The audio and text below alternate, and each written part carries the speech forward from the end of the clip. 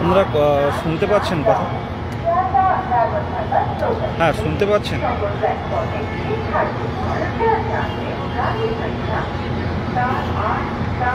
Hello, হ্যাঁ শুনতে পাচ্ছেন?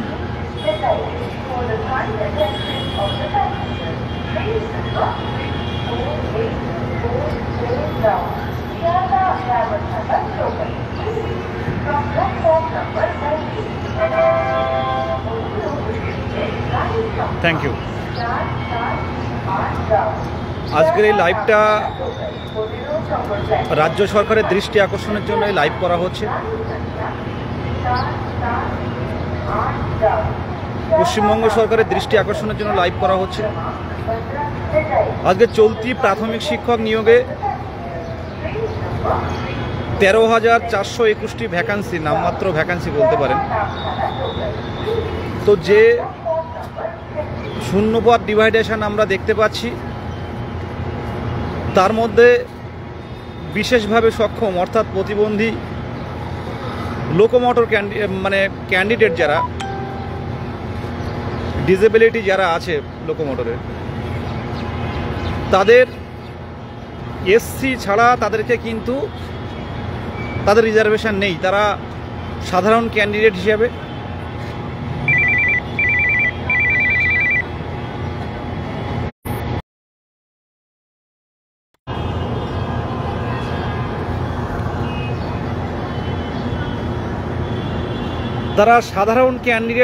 যারা এসটি, যারা এত ফোন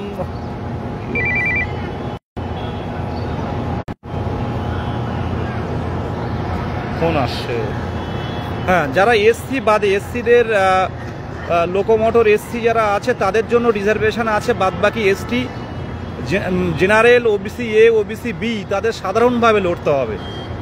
আজকে এই এটা 2019 সালের খুব সম্ভবত, আমি এই বিষয়টা অতটা জানতাম না, আমি অনেক পরে এটা জেনেছি, এই লাস্ট প্রায় 15-20 দিন হলো আমি এটা জানতে পারলাম যে এই যে রোস্টার করা হয়েছে, আমি জানি না কি কোন কোন দিকগুলো দেখে করা হয়েছে। প্রতিবন্ধীদের মধ্যেও কি আলাদা ভাগ করা সম্ভব? আজকে প্রতিবন্ধী মানেই প্রতিবন্ধী, যারা একদম শারীরিকভাবে অক্ষম। আজ আমাদের দুটো হাত দুটো পা আছে, আমরা চলতে পারি, ফিরতে পারি, আমরা যে কোনোভাবে যে কোনো জীবিকার মাধ্যমে কিন্তু আমরা আমাদের সংসার চালিয়ে যেতে পারি। কিন্তু যারা চলতে ফিরতে পারে না, তাদের মধ্যে এসসি কি আর এসটি কি আর ওবিসি কি, এদের মধ্যে কি ভাগ আছে? প্রতিবন্ধীদের মধ্যে কি ভাগ আছে? প্রতিবন্ধী মানেই প্রতিবন্ধী। তাদেরকে আলাদা করা হলো।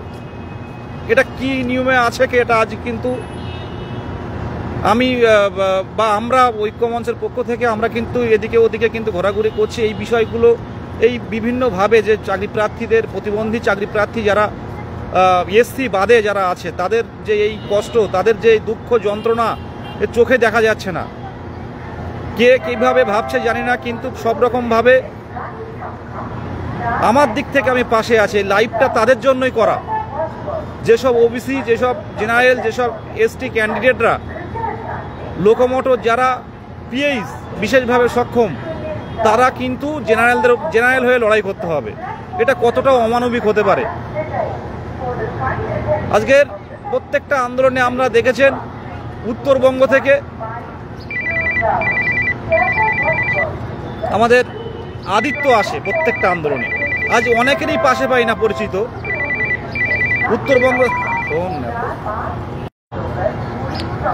উত্তরবঙ্গ থেকে আদিত্য আসছে,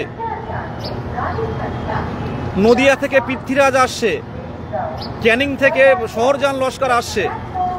এদের যে কন্ট্রিবিউট আজকে মানে এই যে মানে আমাদের যে নোটিফিকেশান ছিনিয়ে আনার ক্ষেত্রে কত কষ্ট করে বিভিন্নভাবে হুইল চেয়ারে করে আমরা নিয়ে এসেছি সরকারের দৃষ্টি আকর্ষণের জন্য, আজকে তারাই বঞ্চিত হয়ে গেল। আজকে ইমিডিয়েট আমি চাইছি প্রত্যেকেই তাদের পাশে দাঁড়ান। আজকে প্রতিবন্ধী এসসি আর এসটি আর ওবিসি, তাদের কি ব্লাড কি আলাদা আছে?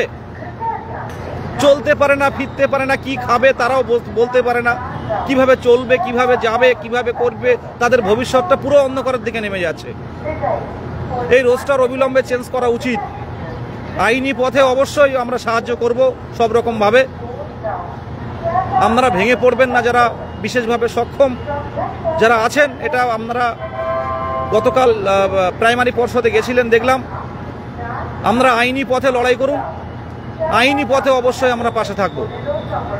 এই কান্না, দিকে দিকে কান্না, ফোন করে কান্নাকাটি করায় এটা একেবারেই ভালো লাগছে না। বিশেষ করে যারা বিশেষভাবে সক্ষম, এটা অন্যদের ক্ষেত্রে হলে ব্যাপারটা আলাদা ছিল। বিশেষভাবে সক্ষমদের উদ্দেশ্যে এই বার্তা, এই লাইভ তাদের উদ্দেশ্যে। এই লাইভে অন্য কোনো কথা আমি বলবো না।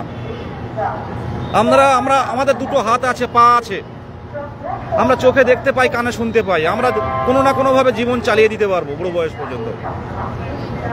কিন্তু এই প্রতিবন্ধীরা যারা তাদের কর্মসংস্থানের জন্য তারা পড়াশোনা করে আমাদের সাথে লড়াই করেছেন, সাধারণদের সাথে, সেখানে কোয়ালিফাই করেছেন, নিজেরা প্রশিক্ষণ নিয়েছেন, কত কষ্ট করে 2 তলা 3 তলার উপরে উঠে সেখানে ক্লাস করা, বিভিন্নভাবে নিজেদেরকে তুলে ধরা। তারপরে আজকে দেখতে পাচ্ছি যে রোস্টার দেয়া হলো, সেটা 2019 সালের, যেটা সম্পূর্ণরূপে এসটি, জেনারেল, ওবিসিদের বঞ্চনা করা হলো। এটা আমার জানা ছিল না, আমাদের অনেকেরই জানা ছিল না। সব রকমভাবে পাশে থাকবো, আপনাদের দিক থেকে চেষ্টা করুন। বিভিন্ন জেলার বিশেষভাবে সক্ষম অনেকের সাথে আমার কথা হচ্ছে। গতকাল এপিসি ভবনে সেক্রেটারির সাথে তারা কথা বলেছে। এপিসি ভবন আলাদা করে কিছু করতে পারবে না, এটা বিকাশ ভবনের শিক্ষা দপ্তর পারে এটা পরিবর্তন করতে, এটা করা যায়। আর বিকাশ ভবনের শিক্ষা দপ্তর যদি এগিয়ে না আসে, তাহলে আইনের পথে চেষ্টা করতে হবে। আইনই পারবে যে কোনো মুহূর্তে যে কোনো কিছু চেঞ্জ করতে। আপনারা ফর্ম ফিল আপ একটু দেরিতে হলেও করুন। কেসগুলো, একটা কেস যেহেতু করা আছে, মেনশন করার চেষ্টা করুন ইমিডিয়েট আর্জেন্ট ম্যাটারে, এবং দেখবেন এটা আমাদের একটা ফল অবশ্যই পাওয়া যাবে। এভাবে তো বঞ্চনার শিকার হওয়া যায় না। সাধারণদের ক্ষেত্রে ব্যাপারটা আলাদা। আর একটা প্রতিবন্ধী অক্ষম, যারা অক্ষম, চলতে পারে না, ফিরতে পারে না, চলতে গেলে আরেকজনকে মানে ধরে নিয়ে চলতে হয়। আজকে আদিত্যর কথা ভাবুন, আজকে নদিয়ার পৃথ্বীরাজ, যেখানে ডাকবো যে আজ আন্দোলনে যেতে হবে, দাদা যাচ্ছি। আজকে দক্ষিণ 24 পরগনার শহরজান লস্কর, সে চলতে পারে না, কিভাবে আমরা নিয়ে যাই। সুভাষ কখনো তার হুইল চেয়ার হাতে করে নিয়ে, আগের দিন মেট্রোয় কী সমস্যায় পড়লাম, আগের দিন এপিসি ভবনের সামনে, তাকে যখন মেট্রোয় করে নিয়ে যাচ্ছি, মানে তোলা ফেলার ক্ষেত্রে যে হুইল চেয়ার নিয়ে সে আর চলতে পারে না, সে যে কী প্রবলেম পড়লো। কিন্তু দিনের শেষে যখন দেখলো যে তারাই বঞ্চনার শিকার, তারাই কোনো রিজার্ভেশনের কোটায় আসতে পারছে না, তখন সেই কান্না তো দেখে তো আমারই খুব, মানে মানসিকভাবে আমারও খুব খারাপ লাগছে। প্রত্যেকেরই খারাপ লাগাটা স্বাভাবিক। আমরা দিনের শেষে কিন্তু একটা মানুষ, আজ একদিন আমরা এই লড়াই করছি, এই নিজেকে আমরা চেষ্টা করছি কিভাবে আমরা প্রতিষ্ঠিত করব। এই একটা টাইমে কিন্তু পৃথিবী ছেড়ে আমাদের প্রত্যেকেই চলে যেতে হবে। তো আমরা সক্ষম, আমরা চলতে পারি, ফিরতে পারি, কাউকে লাগে না। কিন্তু যারা প্রতিবন্ধী তাদের কর্মসংস্থানটা আগে দরকার, তাদের কর্মসংস্থানটা আগে দরকার। তাদের পৃথিবীতে কেউ নেই, বাবা মাও অনেকে দেখে না, তাদের পৃথিবীতে কেউ নেই। তারা কর্মসংস্থান পেলে হয়তো তাদের পাশে 2-4 জন লোক থাকবে দেখাশোনা করার জন্য। সেই জায়গায় শুধুমাত্র এসসি লোকোমোটরের এসসিদের দিয়ে বাদ বাকি এসটি ওবিসি জেনারেল এদেরকে সাধারণের মতো হয়ে লড়াই করতে হবে। কী ধরনের রোস্টার আমি জানি না। আমার দিক থেকে বা ঐক্য মঞ্চের দিক থেকে যতটুকু চেষ্টা করার করব। আজও আমি কয়েকটা জায়গায় আমি জানালাম যে এদের বিষয়গুলো যাতে মানবিকভাবে দেখা হয়, তবে আইনি পথে এটা সমাধান সম্ভব। আপনারা চেষ্টা করুন, আমাদের সকল রকম আমরা সাহায্য করব। এই বিষয়টা আমারও জানা ছিল না, অনেকেরই জানা ছিল না। আমি পরবর্তীকালে দেখলাম, আমি বেশ এই 15 দিনের মধ্যেই দেখলাম ব্যাপারটা। তো এটা পর্ষদ করতে পারবে না কিছু, বিকাশ ভবনের শিক্ষা দপ্তর পারে, নবান্ন থেকে যদি অর্ডার দেওয়া হয়। যেহেতু রোস্টার এটা আমার আপনার হাতে নেই, এটা গভর্নমেন্ট করে। রোস্টার কিন্তু আমাদের কারোরই হাতে নেই।